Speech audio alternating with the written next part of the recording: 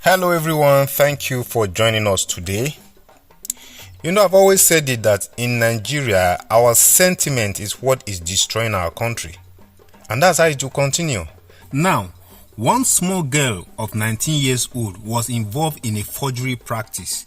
Immediately, DSS flounced into action, and you know the rest of the story. Today we have a similar situation, but it's like the narrative has changed. There are some that are saying Chicago State University said if you misplace your certificate, a vendor can make another one for you. That's not the bone of contention here. Because when this court saga started, someone went to CSU and was given a document. And the document that was issued to that person is different from the document that was tendered or submitted to INEC. So from whichever angle you choose to take it from, someone performed forgery somewhere.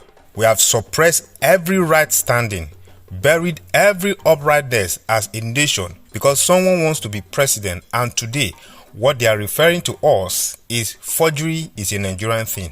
How wonderful. And slowly evil has been tolerated, accommodated and accepted, and anyone trying to call it evil now will be prosecuted. Because NBC, Nigerian Broadcasting Corporation, just issued a warning to Arise News because some people came there and expressed themselves against a man that forced himself upon us. All of a sudden, people are now being threatened for saying the truth. You see what I'm talking about? Evil being normalized and those against evil being prosecuted. However, NBC has no right to sanction any TV station. They don't have the right. Go and read your constitution first. When you kill the kite, the snake comes to town, and the snake is dangerous. I won't say more than that on that matter. Let's continue on that downward trend. We shall see where it will lead us all. Because by the time tomorrow people start forging now, I hope the government will not rise up and say they don't like forging. The reason why they banned cryptocurrency today is because of NSAS, when people were using it to fund NSAS. Anything that doesn't benefit the government is bad. But when they are the one benefiting from it, it is upright. The irony is that the people that are even affected the most are the ones that are their supporters. During the election, I saw an elderly woman in her 70s who said it is whomever gave her money that she was going to vote for. I'm sure she's enjoying that money till now. Even 1 year has not completed yet too. Don't worry. Election money always multiply. If you collect 5,000 naira, each time you remove 1,000 naira from it, 2,000 naira will be added to it. Do you know that before Tinubu came in, subsidy was paid till June 2023? On his first day, even before he sat in the office, he said subsidy is gone. Until today, they never told us what they did with the rest of that money. They gave it to the poor. Let the poor breathe. Do not suffocate them. I know when we come to this platform to talk about the government, there are those who are blinded by tribe, religion, ethnicity, and party. So most times what we get for saying the truth are insults. Insults cannot change the reality on ground. Neither does tribe, religion, or party sentiment can. Because at the end of the day, the same people playing the tribe and party game, most of them suffer the most. There was one Oba in Ogun State that was shouting Tinubu, Tinubu. Tinubu is in power today, but that Oba is dead and gone as we speak. You know how he died? When fuel subsidy was removed by that same Tinubu that he fought for, he could not fuel his car anymore. He had to park his car and he used keke, tricycle to go wherever he was going. And on the way, he had an accident and the tricycle was crushed, and that was how he died. I'm sure some of you are aware of that story. I always say it. Even during Buhari era, a lot of people who carried Buhari on their head, they died even before he left power. Instead of us to see the true color of our plight, people rather push their emotions, tribe and party indulgence forward. It is the game that the politicians themselves play on the intelligence of ignorant Nigerians.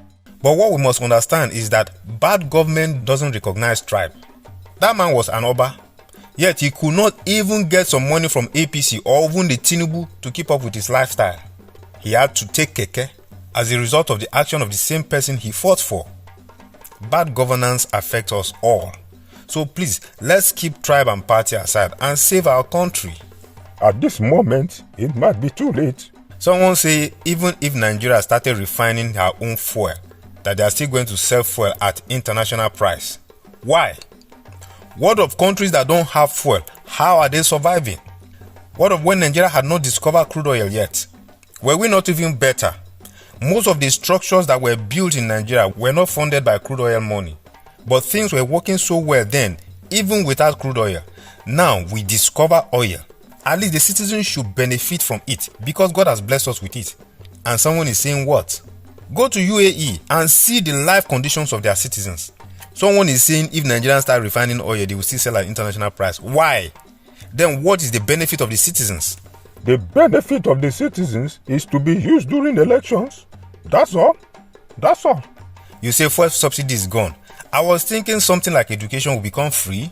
Yes, they have increased school fees after deceiving you with student loan.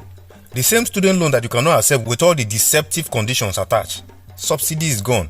I was thinking that things like power will have reduced drastically.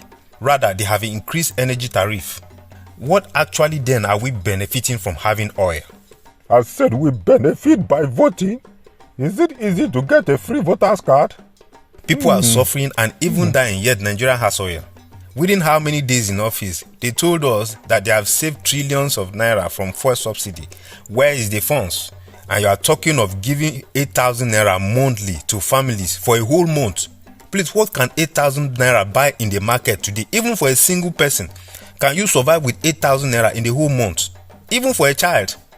And you are now talking of a whole family, you are giving them 8,000 naira. That's the benefit. Chai, Nigeria. The money you have saved, what have you done with it?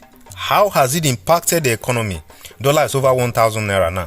What positive impact have you brought on board apart from stealing? All these figures they are telling you is just the money they are sharing among themselves. It doesn't affect the country. Look at the Senate now.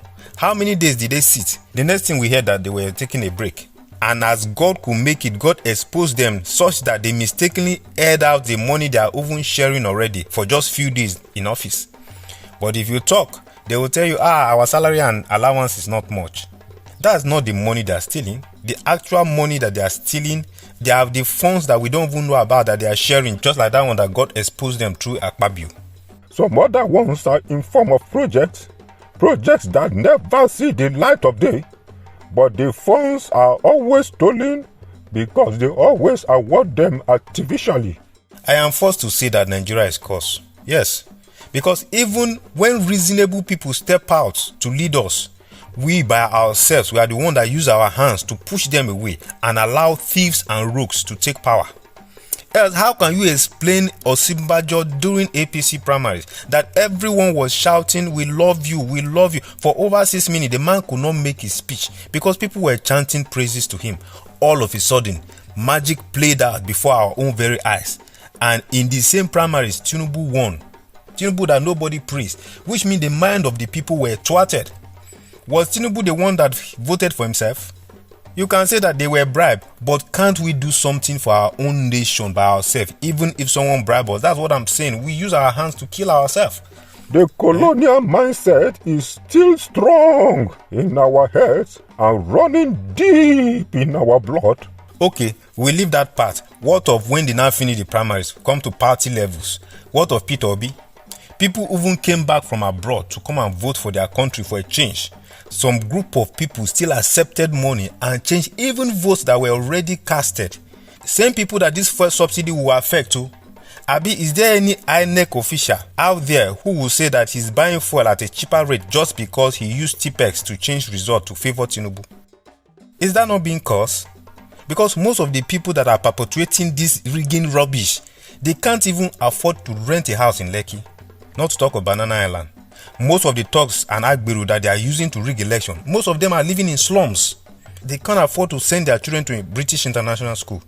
But citizens of Dubai, Qatar, Saudi Arabia, they are even paid for being citizens just because of the fact that they have oil, the same oil that we have. You, that money that you are supposed to be getting every month for being a citizen, some people are stealing it and now bribing you with peanuts during election to help them rig the election. What a catastrophe. I was thinking I would see the new Nigeria in my lifetime. You see, what is happening in Nigeria is the same thing that Esau did when he sold his birthright to Jacob for a common plate of food. How pathetic and disgusting it is. It is just like you have a duplex that you are supposed to be living in, and someone else is giving you 5,000 naira or 10,000 naira every 4 years so that you can sleep on the street, while that somebody is sleeping in your duplex, and you accept the 5,000 naira every 4 years and you are sleeping on the street because of 5,000 naira, when someone else is enjoying the comfort of your home, yet you are joyfully sleeping on the street. That kind of story, is that not pathetic? In fact, won't people who see you even call you a madman for doing that? But that's what we are practicing in Nigeria. It is foolishness. It is stupidity. It is ignorance. It is illiteracy. It is naivety. It is uncivilized and whatever unfortunate name that you choose to call it. Is that not cause enough? We are cause. Imagine all the neighboring countries are making jest of the naira. Things just keep getting worse. Young people are getting into any vices out there just to survive. And these same young people are the ones that are being used. I gave someone a lift and he stole my laptop. They do all kinds of things to survive these days. But my problem is that they cannot do these same things to the politicians that have put them in that unbearable condition. Why? Because the politicians have protected themselves with security and bulletproof cars that they use our monies to buy. Anyways, if we complain till tomorrow, nothing will change though. Like I said, it is a curse and we have accepted it. We are the ones using our hands to do ourselves. Whenever we are ready, we will change Nigeria. If not, let's keep enjoying our foolishness, tribal sentiment, political ignorance, and self-imposed illiteracy. See you next Saturday, my people. Stay blessed. Stay blessed and stay informed. Bye-bye.